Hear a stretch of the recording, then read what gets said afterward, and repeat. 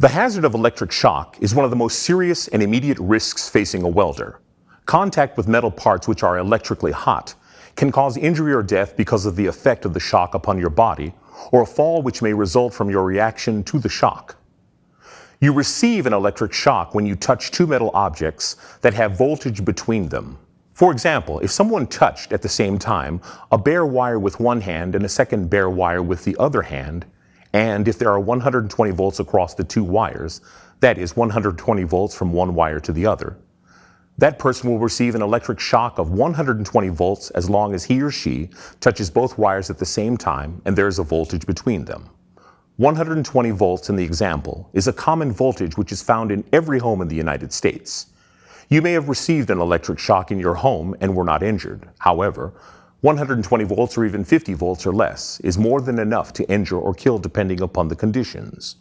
The higher the voltage, the greater the current will be that flows when a shock occurs.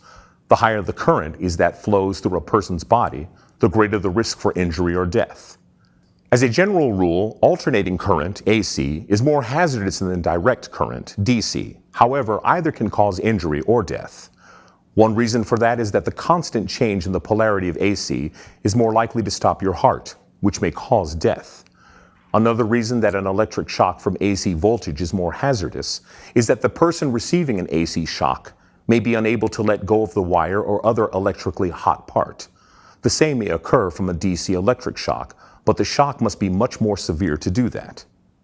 Arc welding involves voltage which are typically from as low as 20 volts to as high as 100 volts. Arc welding may also involve voltages which produce direct current, called DC. Like a battery, or arc welding may involve current, which constantly changes polarity many times per second, called alternating current, or AC.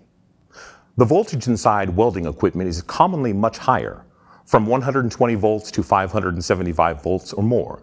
These voltages, whether AC or DC, can cause an electric shock that may injure or kill, depending upon the conditions.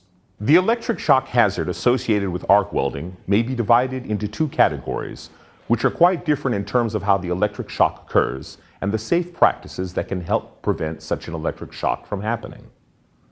The two categories are primary voltage shock, typically 230 or 460 volts, and secondary or welding voltage shock, typically 20 to 100 volts. Although there are differences between a primary and secondary shock, the general rules above about how a shock occurs are still the same.